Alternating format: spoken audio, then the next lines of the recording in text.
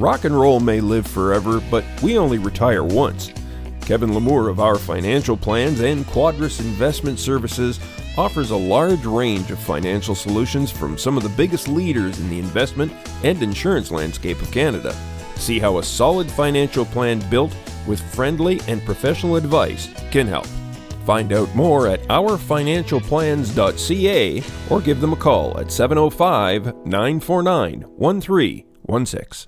Hello, folks, and welcome to the Lonesome Cowboy Podcast. And today I have somebody I think that might be closer to a cowboy than I ever am. That's for damn sure. And all the way from Alberta, Edmonton, Alberta, that is Mr. Orvald Wayne. How are you, sir? I'm very good. How are you? Very, very good. Excellent. So, what's your story? Where does all this begin for you? Okay, let's dig in here. Yeah. So I never know where to start, but I guess before I'm a hockey guy, I guess is kind of, I hate saying that because I'm not, but I was when I was like growing up. That was kind of all I did. Sure. I didn't do anything related to music at all until I was till 27. Wow. Yeah, and I turned 30 in a month here, so No kidding. this is all like super new to me. Before, so I guess after I stopped playing hockey when I was 21, Mm-hmm. or I quit playing junior when I was 20. Okay. I played in Grand Prairie and the AJHL in Saskatchewan and Kindersley. So I played that. That was a big part of my life. Kind of got sick of it. I was like, I don't know about all this. Like, I don't want to go to school and play hockey. Like, that sounds like a lot of work. Yeah, really.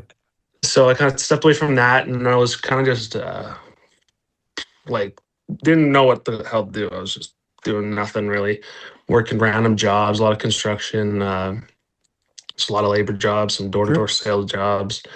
And then I got into painting, and photography, and that's kind of what I was doing for the last like 8 years or so before music. So then I went to cinema program at Nate here in Edmonton. Mm-hmm. So I was into videography and photography, and I met a couple guys in the band Yumi and Zach. It's an Edmonton rock band, and I started getting in with them. And I was just like, I'll shoot you guys. I want to. Like, I love music and I want to be part of it. So I was like, I'll come to your jams. Like, I'd never been to a jam. I was like, that's sick. I'll go hang out, drink beers, like take some photos and videos, whatever. I love it. I started running some social media for them and marketing kind of stuff, and then booking them gigs and stuff like that. Mm-hmm. And did that for a year, and then was like, fuck, I think I could learn. I think I could play guitar. I had like a little bit of guitar experience. I was like 14. My buddy showed me some chord shapes, and I tried it for like a month and a half, but I kind of learned the shapes at least. So then I came back. I still had the same guitar I've been toting around for like 15 years that I'd never touched. Started playing that just every day. I think I stopped working. Lost a contract. I was doing some freelance videography. Mm-hmm. The contract ended, and I kind of just stayed home and played guitar for like 3 months with the money that I had left, doing odd jobs, and figured out how to kind of poke around on the guitar a bit and wrote a song. And then the boys and Yumi and Zach were like, we'll be your band. And so I went to an open mic in like March of 2024. Played my first time ever in front of people, sang 3 songs. It's called what the heck's it called? It's at the Buckingham anyways. And they had a wheel. You spin a wheel after everybody that performed, and you could win cash. Oh, cool. And I spun and I won $1,000. First time ever way. playing live. I was like, this is pretty sweet. Yeah, there's a taste. I was like, yeah, my rate's pretty high. We're starting off here, but so that was cool. And I did that, and then I went and opened a few shows for them. We went for some shows at Calgary and Lethbridge. It opened for them in April 24, and with like the 5 songs that I'd written, and then a couple covers, and then that year we started the band, and met my steel player that year. I kind of just dove full in. Like, I was like, I'm gonna give her. Like I spent so many years just dilly dallying and Mm-hmm. dabbling in a lot of things and not like super confident in my art and just kind of like, oh, I don't know, I don't want to talk about it, I don't want to sell myself. So I think when I got here, I was just worked out like the right time. I was like, I have nothing to lose. I like this a lot, Sure. and I felt like I just felt good about it, and I was like, we Mm-hmm. got the band, and they were into it, and yeah, and we just started. I just started booking shows. I had the experience of booking shows with Hume and Zach, is so I kind of had an idea of what that you. I kind of learned that you could just email people, and I was like, you can just book shows. I was like, that's crazy. So then I just started doing that, and it worked. And I started, trying to collaborate with other artists that were like, you know, had some type of thing going for years. And I was so new. I was just like, hey, do you want to play shows? And people said yes, and kind of went from there. And yeah, Good stuff. I love that's the it. story. I love it. Yeah. And I love your name, Orvald.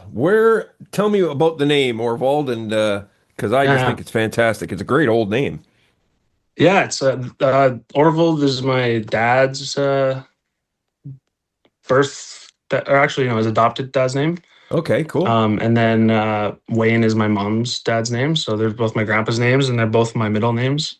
I got the longest name ever and the short. My first name's Ty, and it's just 2 letters, so it's kind of hilarious. But yeah, so they're my middle names. Wanted something with a little more substance, did you? Yeah, I was like, I don't know, Ty's pretty. Yeah, It's kind of lame. I It's like it. it's yeah, it worked out. And then the we were we weren't sure what to call the band once we kind of were like, let's start a band, Yes. and we went to Charlie Crockett came to River Cree here Yeah. in Edmonton, and we went to his show, and it was so good that we were just like, that was such a show. We were just out there smoking. We're like, that was crazy. That was a show. And then my guitar player Zach was like, we need to put on a show, and he's like, let's be the Orvald Wayne Show. And I was like, that's good stuff. So we ran with that. Okay. Well, here, now I got a question for you. I'm glad you went down that road Sure. because when, you bill yourself as the Orvald Wayne Show, what does the audience get when they come to see the Orvald Wayne Show? This is good. Well, right now, we're in the early stages of developing the show, but we got a big band. Like it's a 6-piece band. Wow. We have a steel player, we got drummer, bass, lead, electric guitar, we got a tambourine player. Taylor Gray, she's a um, artist from Edmonton here, and she's got a great solo project. Cool. And she's in the band, so she's like one of the best singers I've ever heard in my life. So that's amazing. It Cool. really juices us up a bit. But yeah, like I'm still trying to figure out how to, what the full show is going to be, and I think it's going to grow every year. Yeah. And but try to try. I'm trying to entertain. I'm trying to perform. I'm not trying to just stand up there and sing Good tunes, man. because I can do that. I can go to a bar and sing tunes, and if that's what I want. But as far as the band goes, like we're trying to stand out and put on a good show. And I think it's like we're calling it Alberta Super Country. It's not Ooh, necessarily straight country music. There's a lot of rock influence, um and just try not to put any rules on it. Like we're just making whatever we feel, and whatever happens is what we're going with. that's cool. That's very cool. Um, I hear all kinds of classic country going through your songs, and Mhm. every time something starts out, I go, "Ooh, that sounds like that's an old Waylon Jennings song," or "Ooh, that's a Ray Price tune," or something like that. What kind of classic country artists do you consider influences in your music, um I would if any, that so I is? think, yeah, I think like my influences are kind of weird. Like a lot of what I loved at the start is songwriting, and that's what I loved. Like growing up, a lot was lyrics and storytelling and stuff like that. So I was a big fan of like when I first heard Blaze Foley, I was like, that was Oh, it. I He was know. like my favorite of all time. Yeah, me too, man. And so I love Blaze, and is this guy Jeffrey Martin. Have you heard of Jeffrey Martin? No, I haven't, but I'm gonna make note of it. Yeah, he's incredible. He's out of Pacific Northwest, somewhere in there, and I've seen him a few times, and he that I first heard him, I think, like probably 7 years ago or something like that, and Yeah. that kind of was a big moment where I was like, before I even thought about making music ever, it was just like that just hit me. It was like, this is just incredible storytelling. So those guys are big on, and they, obviously Towns and stuff like that, and Hmm. I like Johnny Cash, but I think growing up it was like a lot of Ian Tyson, and like my grandma loved Don Williams, and um my Stompin' Tom, Yeah, God, that's and it, man. like Core Blonde is like one of my favorites.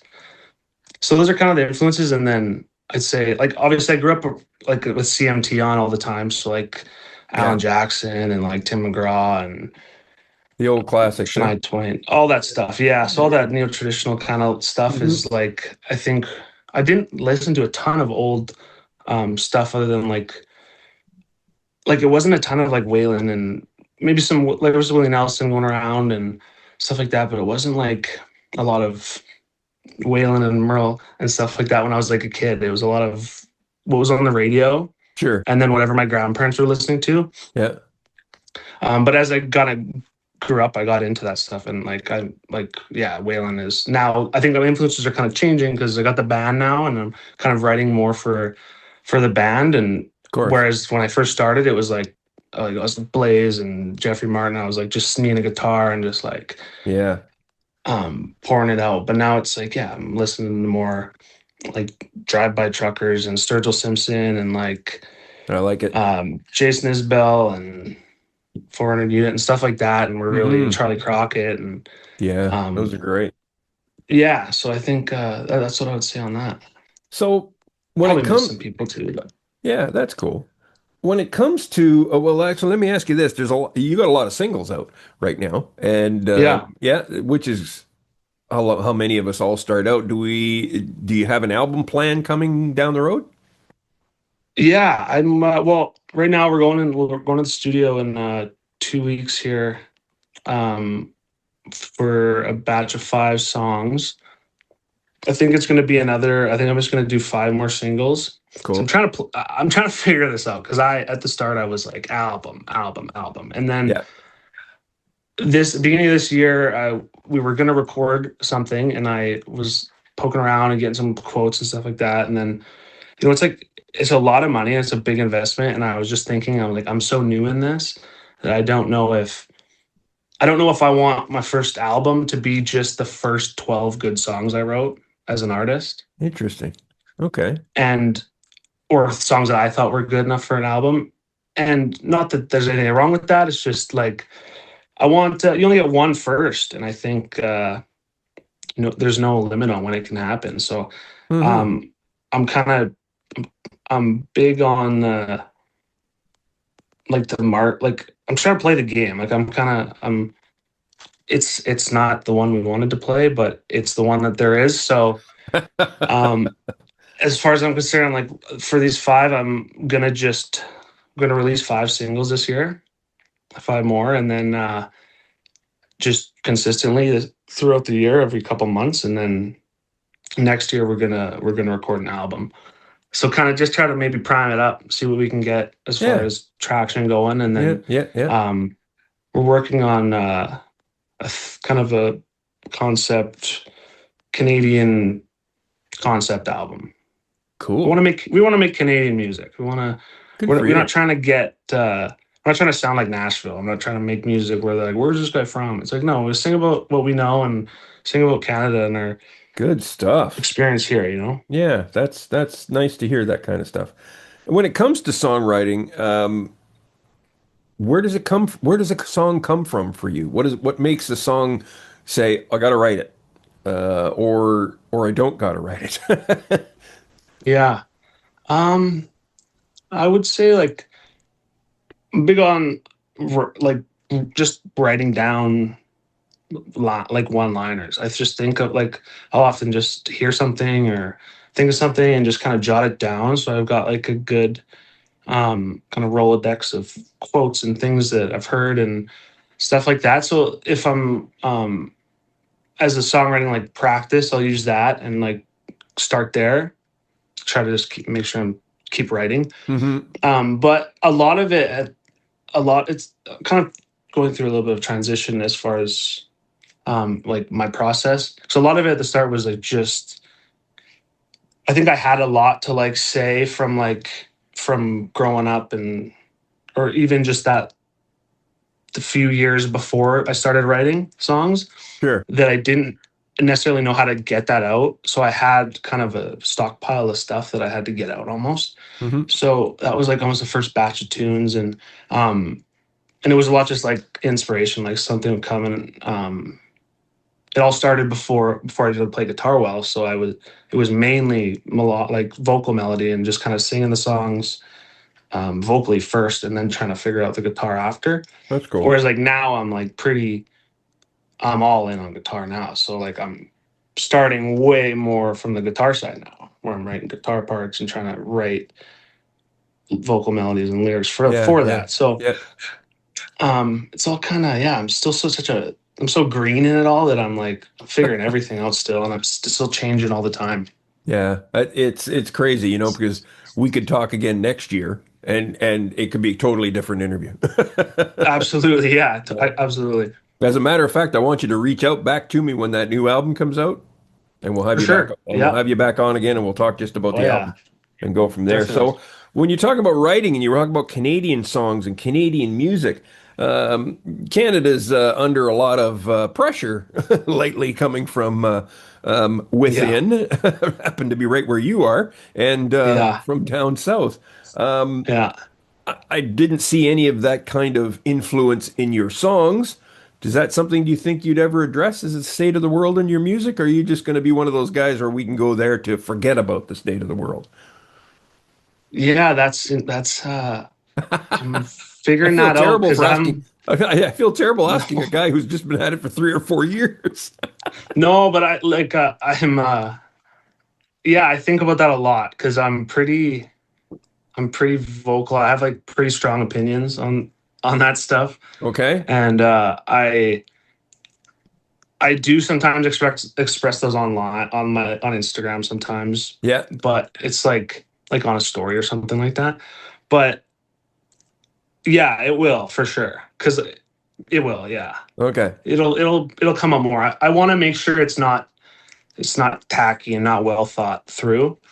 So I don't want to just start writing political songs. I'm not a political songwriter. I'm like I'll write songs about things that are happening in my life. So this is a big thing that's going on, and we have a we have a song, "Dear Alberta" that I have out. It's a Yeah, I was listening solo to that one earlier. solo song. Hmm. Yeah, so that was like I wrote that last year or 2 years ago, I think, or something. I don't know, last year, and when that was just kind of like a out of nostalgia, and I didn't really know what to write about, so I was like, oh, I'll just write about Alberta. I love Alberta.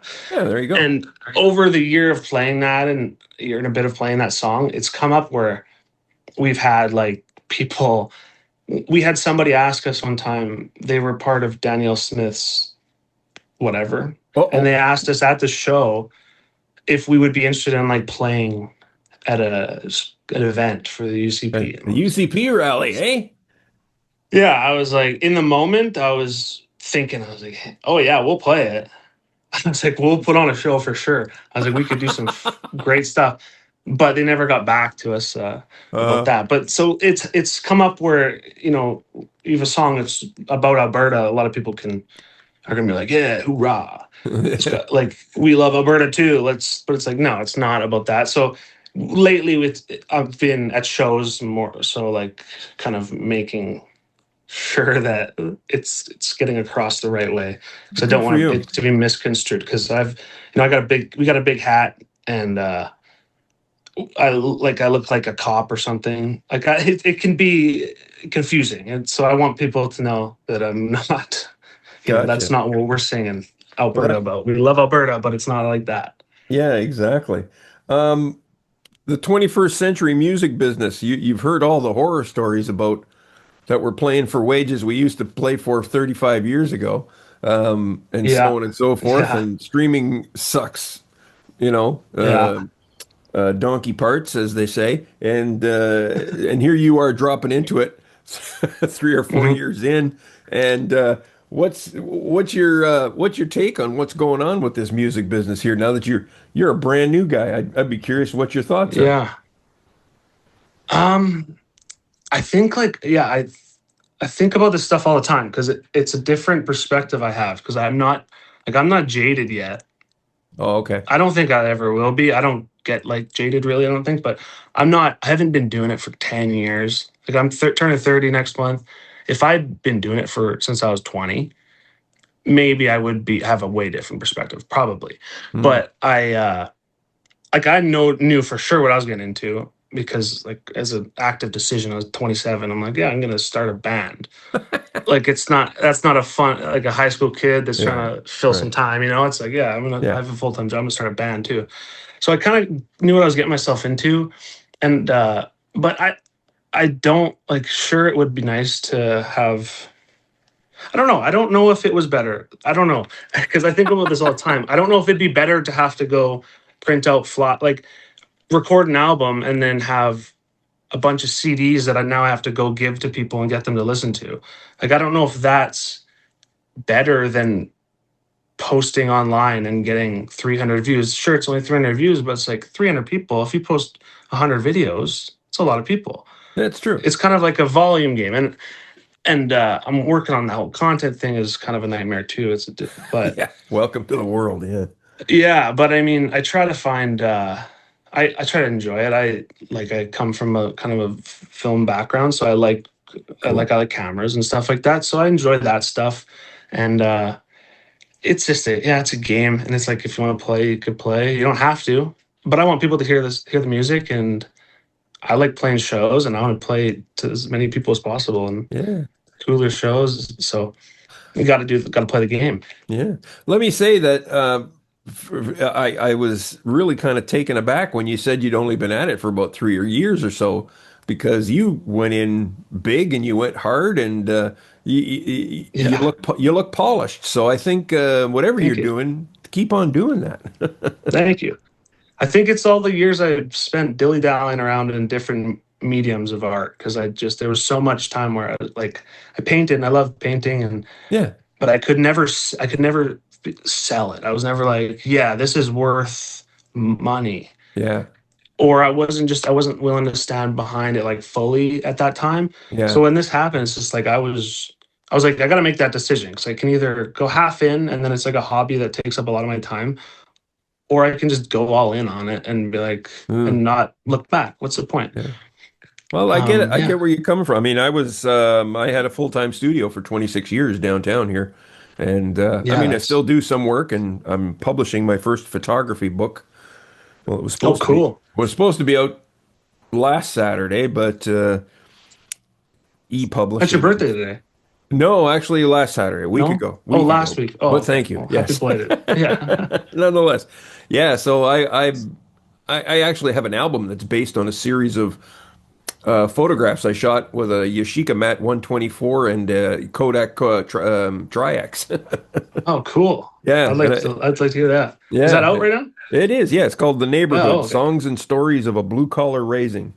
Yeah, Okay. Oh, that's it's great. all on my website. But Orvald Wayne, please tell the folks where they can find you online and socials and all the rest of that stuff. Right on. Yeah, we www.orvaldwayne.com. At the Orvald Wayne Show on everything else. And we'll have new music in June, There you go. early June. Can't want to give me dates, but Yeah. yeah, that's all on the docket. That's it. Yeah. There you go. It's great stuff, folks. I found this young man and I had to speak to him. And now that I know that he's only been at it for this amount of time, like I said, it's a polished act. Go check him out. Thank you. Oh yeah, we got one more thing. We got Sure. our latest single. We got a single out, "Diner Darling." You can stream that on Listen to Spotify. that one too earlier. Right. Another good one to go listen to. Orvald Wayne, thank you for coming on the program. And I am looking forward to watching where you're going to go because I think you're going to go, man. Thank you very much. Appreciate you having me.